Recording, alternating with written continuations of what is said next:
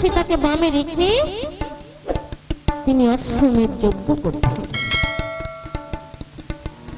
অশ্বের মুখে মা আমার এই সমস্ত কথা শুনে অভিমানে বলে উঠলেন, তাই নাকি? আমি অসত্যি, আমি কলঙ্কিনী বলে তিনি আমায় পরিত্যাগ করেছেন, কিন্তু আমার প্রতিমূর্তি বামে রাখতে তার দোষ হয়নি। বেশ প্রভু বেশ, একদিন আমায় তুমি অগ্নি পরীক্ষা দিয়ে গ্রহণ করেছি, আর প্রজাদের মনোরঞ্জনের জন্য তুমি আমায় দিয়েছ বনবাসে। বেশ প্রভু, কিন্তু আমার সতী ধর্ম সেটা এখনো যায়নি। আজ আমি আমার সতীত্বের পরীক্ষা দেব। কুশীলা বাবা, কুশীলা মা, কুশীলভ কুশীলভ বলে চিৎকার করে ডাকছে। আর কুশীলভ সেই যে আড়ালে দাঁড়িয়েছিল, মায়ের ডাক শোনা মাত্র ধীরে ধীরে সেই আড়াল থেকে বেরিয়ে এসে বলছো, মা তুমি আমাকে ডাকছো? মা তুমি আমাকে ডাকলে? মা তখন বলছো, দেখ বাবা, তোরা যুদ্ধ করতে পারবে? যুদ্ধ, যুদ্ধের কথা শুনলেই আমাদের গায়ে রক্ত নেচে ওঠে। তা মা, কার সঙ্গে যুদ্ধ করতে হবে? ওরে রামচন্দ্রের সঙ্গে। রামচন্দ্রকে কোমল বারে বন্দি করতে হবে। পারবি তো বাবা? বেশ মা বেশ, তাহলে তুমি আমাদের আশীর্বাদ করো, আমরা যেন যুদ্ধে জয়ী হয়ে ফিরে আসতে পারি। সীতামা তখন কুশীলভকে আশীর্বাদ করছেন আর বলছেন, বাবা কুশ, বাবা লব, আমি তোমাদের আশীর্বাদ করছি আর বলছি, যদি সতী হয়ে থাকে প্রতি পদে মন ফলিবে আমার ভাগ্য, না হবে খণ্ডন। ধনুধারী নামে যখন যুদ্ধে প্রবেশিবে, তোমাদের রণে রাম পরাজিত হবে। বাবা কুশ, বাবা লব, এবার তোমাদের হয়েছে তো, আর তোমাদের কোনো ভয় নেই, এবার তোমরা এসো বাবা। কিন্তু কুশ তো বড় চতুর, সে তখন মাকে বলছে, মা রামচন্দ্র একজন রাজা,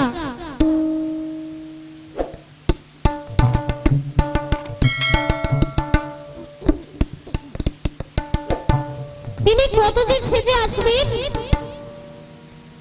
তিনি রাজাভরণ দিয়ে সেজে আসবেন। ওমা আমাদের একটু সাজিয়ে দাও না মা রাজাভরণ দিয়ে। যেই কু সেই কথা বলেছে, মা তখন কাঁদতে কাঁদতে বলছে, বাবা কুশ, বাবা লব, কোথা পাবো রে রাজাভরণ, কোথা পাবো রে? আমি যে তোদের কাঙালিনী মা, রাজাভরণ কোথা পাবো রে?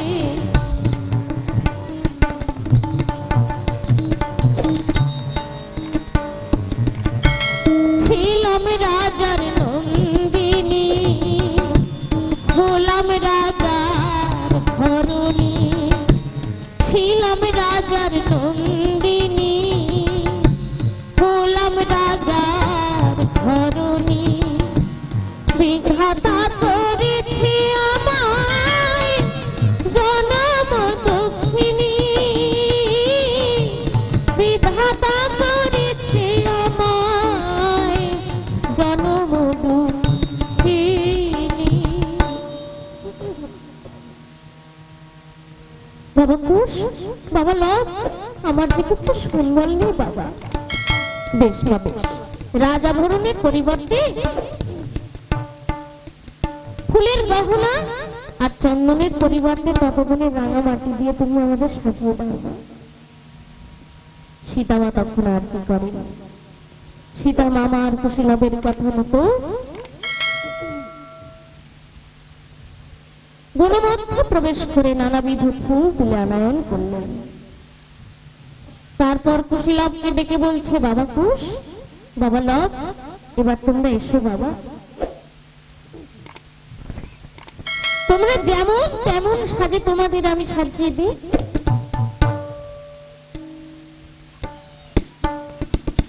যেই সীতামা এই কথা বলেছেন, কুশীলব তখন মায়ের কোলে গিয়ে বসে, আর মা সেই ফুলের গহনা আর চন্দনের পরিবর্তে যে তপবনের রাঙা মাটি তুলে নিয়ে এসেছিলেন, সেই তপবনের রাঙা মাটি দিয়ে আর ফুলের গহনা দিয়ে কুশীলবকে আজ মনের মতো করে সাজাতে লাগলেন। কেমন করে সাজালেন মা আমার?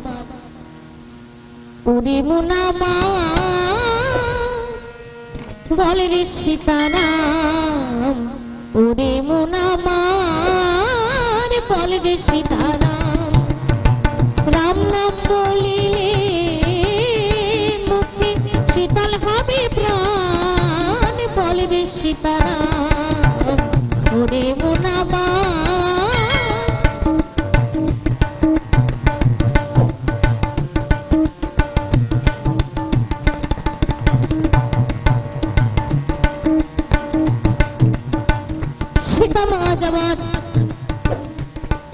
কুশীলবকে নিজের মনের মতো করে সাজালেন। কেমন ভাবে সাজালেন মা আমার? ওই যে যত্ন করে কুশীলবে মা সাজাতে লাগিল, যত্ন করে কুশীলবে মা সাজাতে লাগিল, মাথায় তাদের ফুলের চূড়া বাঁধিয়া দিল, বলবে সীতারাম।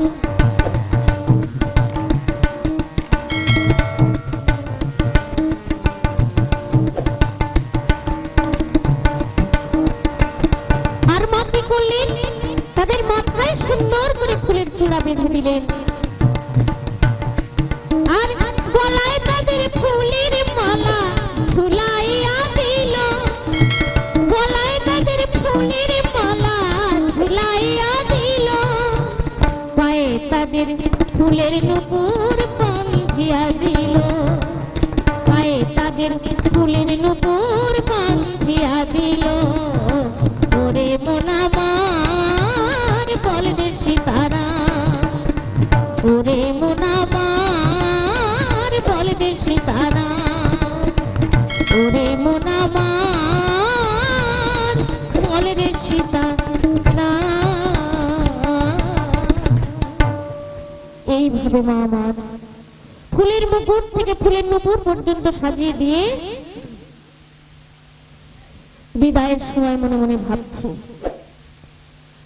রাম ভুবন বলবে, আমি নারী বধূতে দুটি শিশুকে পাঠাচ্ছি সেই রামের সঙ্গে যুদ্ধ করতে। রামচন্দ্র যদি ক্রোধাবশে তীক্ষ্ণ বাণ মেরে আমার সুখের স্বপ্ন ভেঙে দেয়, না না না না না, তার চেয়ে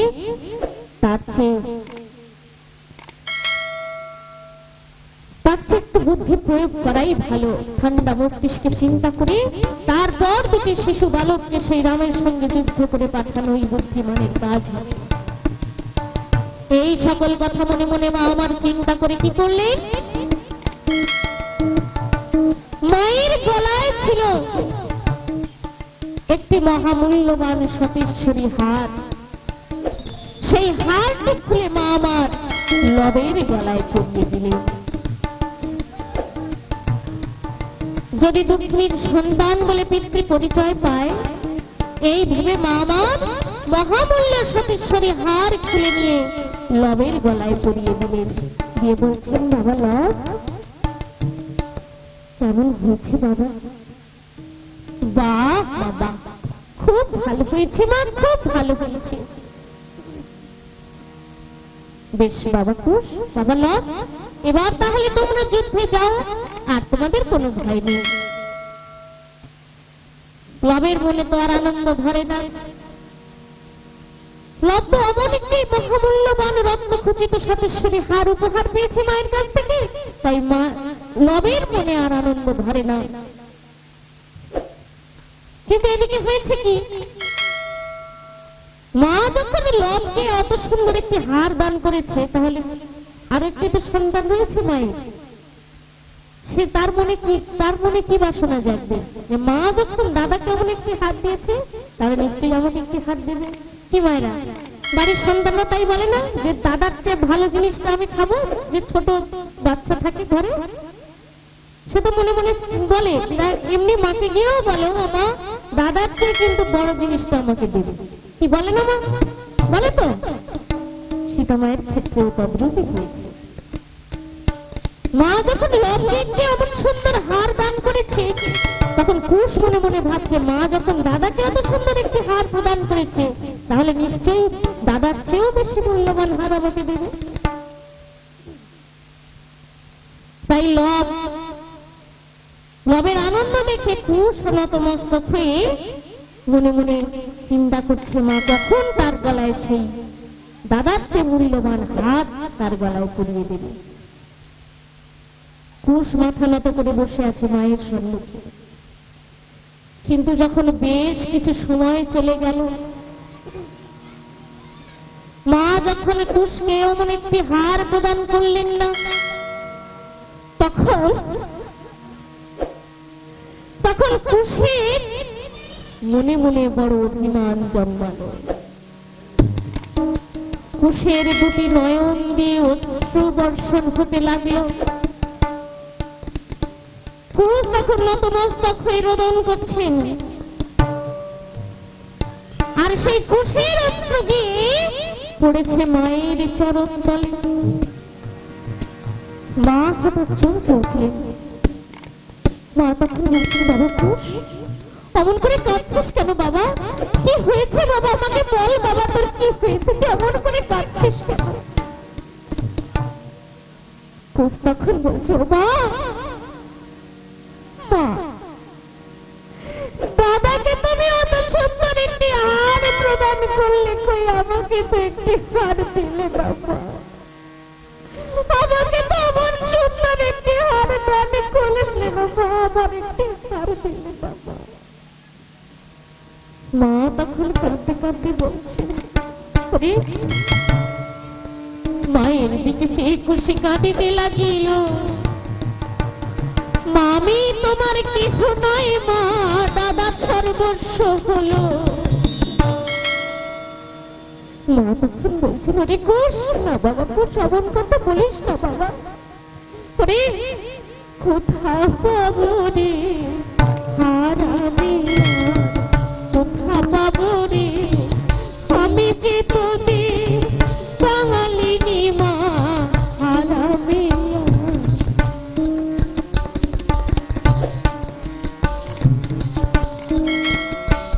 ওই সতেশ্বরী হার কোথা পাবো রে? মা আমার কাঁদতে কাঁদতে বললেন, প্রভু গো, একদিন এই দুই হাতে ব্রাহ্মণগণকে শত শত হার দান করেছি প্রভু, কিন্তু দেখো প্রভু দেখো, আজ একটি হারের জন্য আমি আমার সন্তানকে প্রবোধ দিতে পারছি না প্রভু। তুমি বলে দাও আমি এখন কি করি প্রভু, আমি এখন কি করি? মা যখন কুশকে হার দিতে পারছে না, এমন করে কাঁদছে। লব তখন ছুটে গিয়ে কুশকে বলছে, ভাই কুশ, তুই দেখতে পাচ্ছিস না ভাই মা কেমন করে কাঁদছে? তুই আমার এই হাতে নে ভাই, চল যুদ্ধে যাই, তুই মাকে এমন করে কাঁদাস নে ভাই, চল যুদ্ধে যাই। কুশ তখন বলছে, তুমি থামো দাদা, তুমি চুপ করে থাকো। মা তোমাকে হার দিয়েছে বলে তোমার মনে বড় আনন্দ না? তুমি চুপ করে থাকো দাদা, আর তুমি কোনো কথা উচ্চারণ করো না। তুমি তো জানো না মা আমাদের কি মা? দেখো না, মা আমাকে এক্ষুনি এমন সুন্দর একটি হার দান করবে, আর দেখবি তোমার চেয়ে সেই হার হবে বহু বহু বহু বেশি মূল্যবান। সেই কথা বলেছি। মা তখন বলছে, দেখো বাবা কুশ, তুমি লবকে ভালোবাসো বলেই হাতটি আমি লবকে দিয়েছি। মায়ের যে শেষ সম্বল ছিল সেই সতেশ্বরী হাত, রামচন্দ্র অযোধ্যায় যখন সীতামা রানী ছিলেন, রামচন্দ্র আদর করে মায়ের গলায় সেই মহামূল্য সতেশ্বরী হার পরিয়ে দিয়েছিলেন। সেই একটিমাত্র সম্বল মহামূল্য সতেশ্বরী হার, সেই হারটিও সীতামামা লবের গলায় পরিয়ে দিয়েছে। মায়ের কাছে তো আর কিছুই সম্বল নেই, মা তাই কুশকে নানা কথাই সান্ত্বনা দিয়ে বুঝিয়ে বলার চেষ্টা করছে, কিন্তু কুশ তো মায়ের ছোট সন্তান, কনিষ্ঠ সন্তান, মার কথা কিছুতেই কুশ বুঝতে চাইছে না। তাই কুশ তখন বলছে, মা তুমি হাঁটতে যদি আগে আমায় দিতে, আমি না হয় পরে দাদাকে দিয়েই দিতাম। না দিয়েছো, না দিয়েছো, ওই দাদা অপেক্ষা মূল্যবান হার যদি আমায় না দাও, তবে আর আমি যুদ্ধে যাব না মা, আর আমি যুদ্ধে যাব না। সীতামা তখন আর কি করে? সীতামা আবার এইবার কুশকে শান্ত করার জন্য কাঁদতে কাঁদতে মাতা কুশিরে কোলে তুলে নিল, আর কুটিরের মধ্যে মাতা তখন প্রবেশ করিল। সীতামামা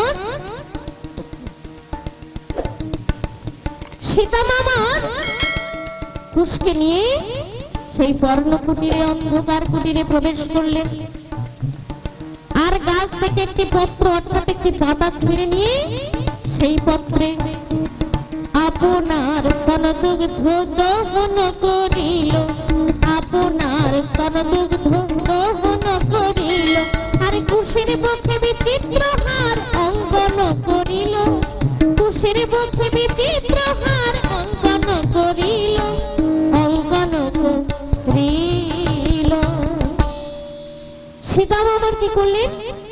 কুশকে শান্ত করার জন্য গাছ থেকে একটি পাতা ছিঁড়ে নিয়ে সেই পত্রে নিজের স্তনবুদ্ধ দহন করলেন, এবং সেই পত্রের যে বৃন্ত অর্থাৎ পাতার যে বোটা তাই দিয়ে সেই নিজের স্তনদুগ্ধ দিয়ে কুশের বক্ষে চিত্র বিচিত্র করে একটি হার অঙ্কন করে দিলেন।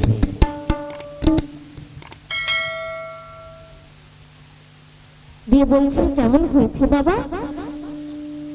আচ্ছা, মনিটরে গিয়ে নিচ্ছে, মাইক বন্ধ একটু আসবেন, মনিটরে গিয়ে নিচ্ছে।